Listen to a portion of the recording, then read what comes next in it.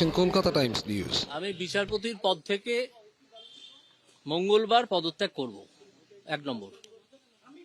দ্বিতীয় হচ্ছে, আগামীকাল বিচারপতি হিসেবে আমার শেষ দিন।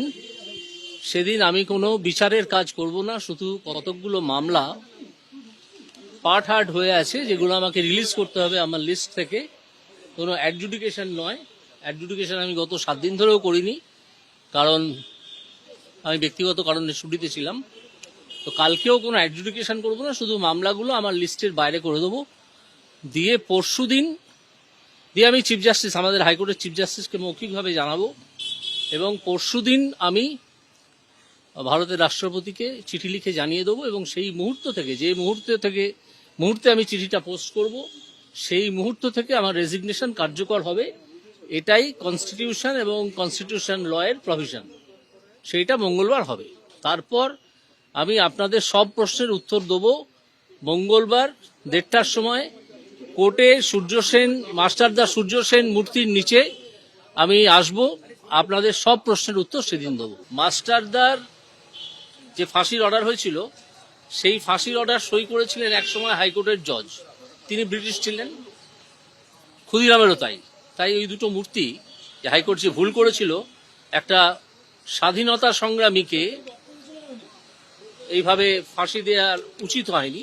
মাস্টার অবশ্য ফাঁসি হয়নি, আগেই তাকে মেরে ফেলা হয়েছিল যা জানা যায়, এবং যার সপক্ষে ডক্টর রাধা বিনোদ পাল টোকিও ট্রায়ালে বলেছিলেন যে মাতৃভূমিকে রক্ষা করা কোনো ক্রাইম নয়, এবং যে কারণে ডক্টর রাধা বিনোদ পালের মূর্তি আছে টোকিওতে, রাস্তাও আছে জাপানে তার নামে। একজন বাঙালি মাথা উঁচু করে সে কথা বলে এসেছিলেন। আমি সেই জন্যেই মাস্টারদাকে প্রণাম জানিয়ে মাস্টারদার পায়ের তলায় দাঁড়িয়ে এই কথাগুলো বলতে চাই। এবং আপনাদের যে অকুণ্ঠ সমর্থন আমি আমার কাজের সময় পেয়েছি, আমি মিডিয়ার কাছে ঋণী। মিডিয়া যেভাবে দুর্নীতির বিরুদ্ধে কথা বলে গেছে ক্রমাগত, এবং তাতে আমার কাজের যে সমর্থন আমি পেয়েছি, তার জন্যে মিডিয়াকে আমি প্রণাম জানাতে চাই। এবং মিডিয়াকে আমি আমার বন্ধু বলে মনে করি, এবং মিডিয়ার কাছ থেকে কোনো কিছুই আমি লুকিয়ে রাখবো না। শুধু আমাকে 2 দিন সময় দিন, সোমবারের পর মঙ্গলবার 1:30টার সময়। 7 তারিখে কিছু আমি এইটুকু মন্তব্য করতে পারি, কুণাল বাবুর সঙ্গে আমার চেম্বারে বসে, হাইকোর্টের চেম্বারে বসে দীর্ঘক্ষণ বিভিন্ন বিষয় নিয়ে, রাজনীতি নিয়ে নয়, বিভিন্ন সাহিত্য সংস্কৃতি নিয়ে আলোচনা হয়েছে। আমার মানুষটিকে ভালো লেগেছে।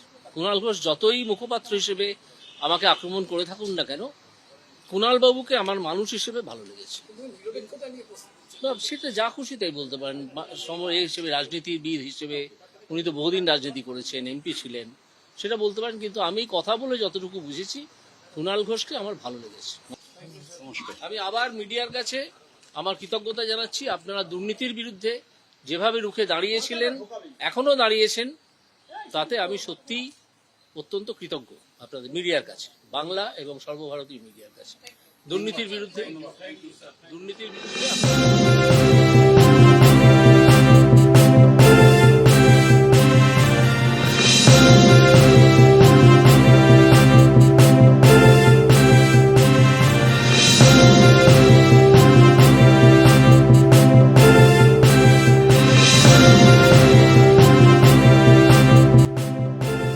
আপনারা দেখছেন কলকাতা টাইমস নিউজ।